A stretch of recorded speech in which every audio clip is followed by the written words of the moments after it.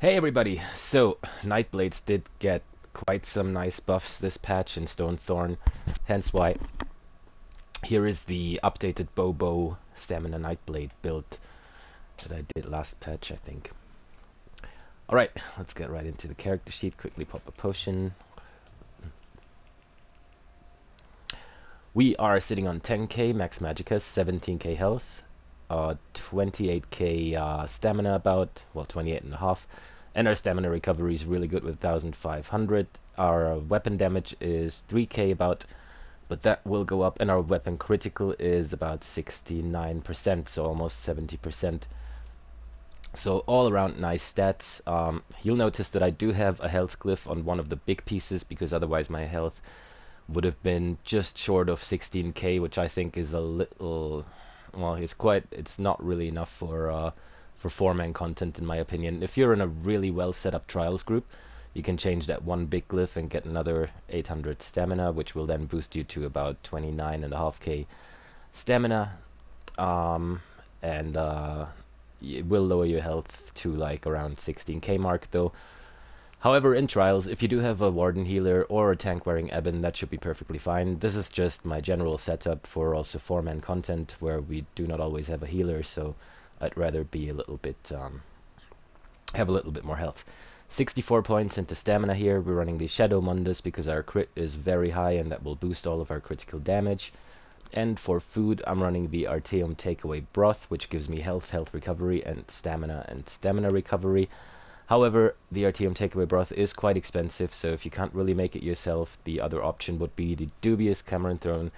That's only a little bit less stamina health and stamina recovery, but it is a lot cheaper, so in important situations I would use the Artaeum Takeaway Broth, but usually you can just run dubious Cameron Throne as well, since it's not nearly as expensive as this one. And then for potions, obviously the Essence of Weapon Power, which gives us Major Brutality, increasing weapon damage, Major Savagery, increasing weapon critical, and Major Endurance, increasing our stamina recovery, plus restores about 7k stamina immediately. For the race, I'm an Orc still on this build. Orc is still probably the best class for stamina DPS. Other good options would be a Dark Elf or a Khajiit, or maybe also a Red Guard for sustain, but Red Guards don't really have any damage bonuses. So, Craftsman isn't so important. This, however, is important. It increases our max stamina by 2k, our max health by 1k, plus when we deal damage with a weapon ability, we heal for 600 health, so it's nice for sustaining.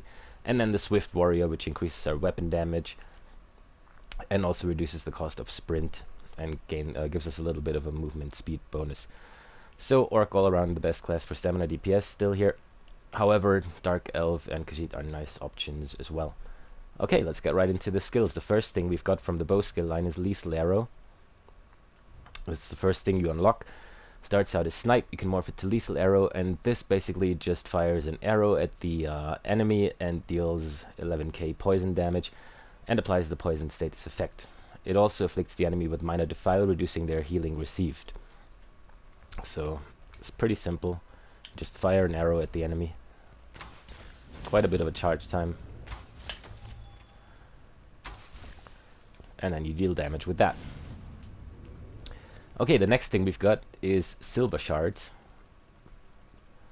This is from the Fighter skill line. First thing you unlock starts out as Silver Bolts. You want to morph it to Silver Shards. And this just fires a Vampire Hunter's Crossbow bolt to the enemy, dealing 7k physical damage. And it also fires additional bolts to nearby other enemies. We are mainly running this for the passives of the Fighter's Guild, which increases our weapon damage by 3% for each Fighter's Guild ability slotted, which is why we have a couple Fighter's Guild abilities on the Frontbar and Backbar.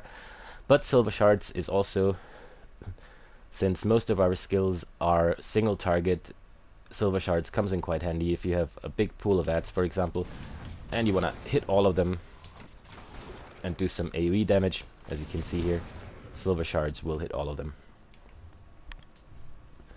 Next up is a skill that got changed a little bit from the Assassination skill line. That's Relentless Focus. For Focus your senses for 1 minute, increasing your critical damage by 2% for every light attack or heavy attack up to 5 times. And then while active, when you have 5 stacks of it, you can pretty much fire the Assassin's Bow that the skill will then turn into and deal 15k disease damage. So it's a very strong skill. You can either build the stacks up and just leave them there, but it's still a little bit more damage to fire the bow actually. So that would look like this. You pre-buff with it, and then you do light attacks and you gain stacks, and as soon as you've gained 5 stacks, it will turn purple and you can fire your bow. I don't know if you've seen that right now. Let me get the 5 stacks for a second. And then you fire your bow, which does a whole lot more damage. Next up on the front bar is Poison Injection. This is also from the bow skill line. It's the last thing you unlock, starts as Poison Arrow, morph it to Poison Injection, and this is a dot ability, a damage over time, which deals poison damage and then an additional almost 8k poison damage over 10 seconds, plus it deals up to 100% more damage to enemies under 50% health. Also very simple, you just fire this arrow at it, and then you can see it run out right above the skeleton's head there. That's how long it will last, and it just continuously deals poison damage. Next up, also from the fighter skill line, mostly for the passives, is Camouflaged Hunter. This starts as Expert Hunter, morph it to Camouflaged Hunter. And we mainly got this slotted for the passives, but also very nice about it is you gain Major Savagery, increasing your weapon critical rating, plus you also gain Minor Berserk for 5 seconds after you deal critical damage from an enemy's flank, increasing your damage done by 8%. So if you're parsing, always go to the enemy's side and attack him from there, because if you flank him, you get the Minor Berserk as well. The 8% damage increase. And then last but not least, also from the Fighters Guild, is Flawless Dawnbreaker. That's the ultimate. We're not really using this because most of the time we'll be further away from the target anyway. That's why this is a ranged build. However, this is mainly just there for the passives as well, for the extra weapon crit or damage. Yeah, for the extra weapon damage that we get from the Slayer passive of the Fighters Guild. Okay, moving on straight to the back bar. Dark Shade. This one comes from the Shadow skill line of the Nightblade.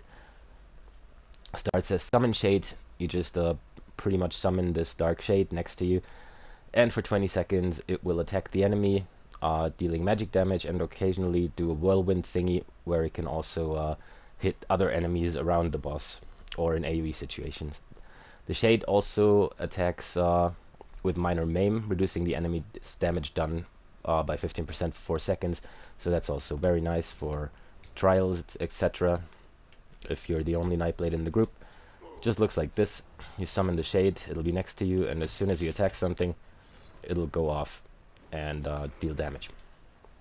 And also put the Minor Maim on the enemy. The next thing we've got is from the Siphoning skill line. This is Leeching Strikes. What this does is it's causing your light and heavy attacks to heal you and restore stamina. Plus, when the effect ends, you restore an additional 4k stamina, which is very nice, so you want to let this run out. Pretty much just looks like this. And then it lasts for 20 seconds. And all your light attacks will heal you and restore stamina. And then you let it run out and recast it after it's gone and get an extra 4k stamina back as well. The next thing we've got is our heal. This is from the Assault skill line. Starts out as Vigor. You can morph it to either morph. I prefer Resolving Vigor because, as I said before, most of the time in a bow build you'll be ranged and not necessarily with the group. So the other morph would be a group heal and heal the people next to you as well. However, since most of the time you'll be probably a bit in the back or standing on your own, Resolving Vigor is better for this build, I figure. And this heals you for 12k health over 4 seconds. It's very simple, just looks like this. And then for 4 seconds you'll heal for the 12k health. Next up is Endless Hail. This is also from the bow skill line. Starts out as Volley, morph to Endless Hail, and this is basically a AoE damage over time attack. You just fire this hail of arrows, and then they will hit everything inside of the circle for 12 seconds about. And then last but not least, we also have Camouflaged Hunter on the back bar. It's on the front and back bar, as I said before, mainly for the Fighters Guild passives and for the minor berserk that we get when we attack from when we deal critical damage from an enemy's flank. The last thing we've got is our actual ultimate that we're using. This is from the bow skill line. It's called Ballista, and this just summons a turret to unleash a barrage of arrows at the enemy, dealing over 50k physical damage for 5 seconds. Its range is 25 meters, so don't drop it too far in the back. Looks like this. Just summon this turret, and for 5 seconds it will deal a whole lot of damage to a target. And that'll be the ultimate we're mostly going to be using. Now let's quickly get into the passives. Master Assassin increases your weapon damage, so you definitely want that. Executioner, you restore Magicka or Stamina, whichever is higher. So Stamina for us within 2 seconds. If an enemy dies within 2 seconds of being damaged by you, definitely want this as well for sustain. Pressure points. This will increase our weapon critical rating by 438. And Hemorrhage increases our critical damage by 10% if we have an assassin ability slotted, which we do on the front bar, the Relentless Focus. So you definitely want this as well. Plus, dealing critical damage grants you and your group minor savagery, increasing the weapon crit rating by about 1320 for 20 seconds. So you're also buffing the whole group, or at least the other stamina DPS in the group. So all of these passives are very nice. You definitely want to see that you have all of them. In the Shadow skill line, this just increases our stamina recovery, so it's very good for us as well. Casting a Shadow ability grants us Major Resolve for 6 seconds, increasing our physical and spell resistance by 5k. We always have the Dark Shade up anyway, so we will also get Major Resolve once we cast it for 6 seconds at least. This just increases our max health on the back bar by 3%. It's not really too important, but it's nice to have as well. And then this increases the duration of our Dark Shade by 2 seconds, which is also very nice to have. Siphoning, we've got Catalyst. We gain ultimate after drinking a potion, which is awesome. Our max Magicka is increased. We don't really need a lot of Magicka, but the Dark Shade actually costs Magicka, so it's a good thing to have as well. Our healing done would be increased for each siphoning ability slotted. So we do have Leeching Strikes on the back bar, which increases our healing done to ourselves with Vigor as well, so this is also very nice to have. And then casting a Siphon ability while in combat grants 1 ultimate, or 2 ultimate if you got the second thing, which is obviously also very nice to have, since we do cast Leeching Strikes a lot. Of course, you'll want all of the passives of the bow skill line. This gives a bonus damage of up to 12% against enemies at longer range, which is why you always want to sort of parse from a bit away, so near enough to make all your skills work and your ballista still hit, but as far away as you can be, pretty much, because you do get bonus damage for being further away from the target. This one increases our weapon critical rating. This one reduces the stamina cost of bow abilities. This one, dealing damage with a light or heavy attack, increases the damage of your bow abilities by 5% for 5 seconds, stacking up to 5 times. Also very nice. And then this one grants us Major Expedition for 4 seconds after we roll dodge. You can see that here. If I roll dodge, we will get these little green lines on our feet, and we're faster, which just helps a lot with movability or mobility. Right on. We are wearing only medium armor, so all you need in the armor passives are these here.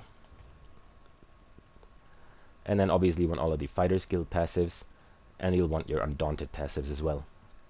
You don't really need any in the Assault or Support skill line as far as passives go. Of course, you'll want your Racial ones and your Alchemy medicinal use, so your potions last a little bit longer. Alright, so much for the setup. Now let's get into the gear. We are running the Master's Bow on the front bar in Precise, with either a poison damage glyph or damage health poisons 9, the double dot poisons, which put 2 dots on the enemy. The reason we're running the Master's Bow is because we are using poison injection on the front bar, so this increases the weapon damage by 330 against targets affected by your poison arrow, which is our poison injection morph. And yeah, we're using it in the rotation, so it will increase our weapon damage by quite a bit against enemies which currently are afflicted by the poison injection. On the back bar obviously is the Maelstrom's Bow, an infused with a weapon and spell damage enchant. What this does is it increases the damage that volley does, that's our endless hail, for each tick. So if I do volley, my bar swaps don't work. Come on, don't leave me hanging now. Here we go. So if I do volley, you can see the damage ticking, or you should be able to see the damage ticking. Yeah, there it is. 5,000, 6,000. Alright, I guess my game is lagging a little bit right now. Either way, 3,000. That was crits. 7,000, 8,000. That's why they were so high. But you get the gist. The damage of each tick that volley does is obviously increased by the Maelstrom Bow. Now, since you're running a Master's Weapon and a Maelstrom Weapon, we can't run a monster set. So we do have Zogwins on the helmet and shoulders, both in medium divines with stamina glyphs. As I said before in the beginning of the video, I do have a health glyph on one of the big pieces, which is the head here, just to boost my general health a little bit. If you are only running with good trial groups that provide Ebon and Warden healers, health buffs, you probably won't need this, and you can put a stamina glyph on this as well. So Zogwins is our set on the jewelry, all in bloodthirsty with weapon damage on the shoulders and head, and this gives us 2 weapon crit bonuses, adds physical penetration, plus when you deal critical damage you gain a stack of precision, increasing your weapon critical by 129 for 5 seconds up to 10 stacks max. At 10 stacks max you also gain minor force, increasing your critical damage done by 10%. So we are using this set because we do not use Beast Trap, which would give us minor force, increasing our critical damage. So we're getting that from this set. Plus also the crit and penetration bonuses are very nice, and also the weapon critical that can stack up to 10 stacks is also very strong. This is a great set to have if you're running a bow build, so you don't need to run Barb Trap or the other morph where he throws the trap. But yeah, that's just not really a good skill in my opinion. So we're running Zogwins for our bow build, and then the other set, if you've already seen it, is Relicans. This comes from Cloutrest. It has 2 weapon crit bonuses. It gives us Minor Slayer, increasing our damage done to dungeon trial and arena monsters, plus our light and heavy attacks apply stacks of harmful wind. Each harmful wind stack deals 410 physical damage, and we can have up to 10 stacks, and that is the little whirlwind that you might have seen when I was attacking. Or not. Alright, I guess the game is too laggy right now.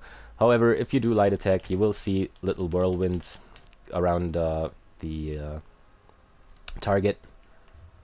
And that's what Relican does, that's these stacks. So you want to try and do a light attack at least every 5 seconds so you don't lose the stacks. However, they changed the set from 20 stacks down to 10 stacks, but made each stack stronger. So it's not so bad with building it back up again, which is why I'm using Relican this time and not Vicious Ophidian, which we used before. The old setup with the Zogwin's Bow and not the Master's Bow and a monster set, so 2 pieces that give you weapon crit, which would be Slimecraw, gives you weapon crit for the 1 item bonus, and Grundwolf gives you 1 weapon crit for the 1 item bonus. That old setup is still perfectly fine. VO is also still perfectly fine. Vicious Ophidian, Relicans is more damage though, so get your hands on it if you can. In terms of medium or light monster set, that's really up to you. Light and medium gives you a little bit more health and a little bit more resource spec when you take synergies due to the Undaunted passives, but you can go for 7 medium, which is a bit more damage as well, like we are doing with this setup anyway. And then another thing I quickly wanted to mention is if you don't have Zogwins for the weapon crit and the minor force that you need because we don't run Beast Trap, you can just buy Griffins, the Griffin's Ferocity set, which also gives you 2 weapon crit, 1 weapon damage, and minor force and minor expedition. It's a little less strong than Zogwins because of the 10 stacks that give you more crit, but however it also gives you the minor force. So it's a good replacement for Zogwins if you don't have Zogwins yet. Alright, that's about it. We'll wrap this video up with looking at the champion points.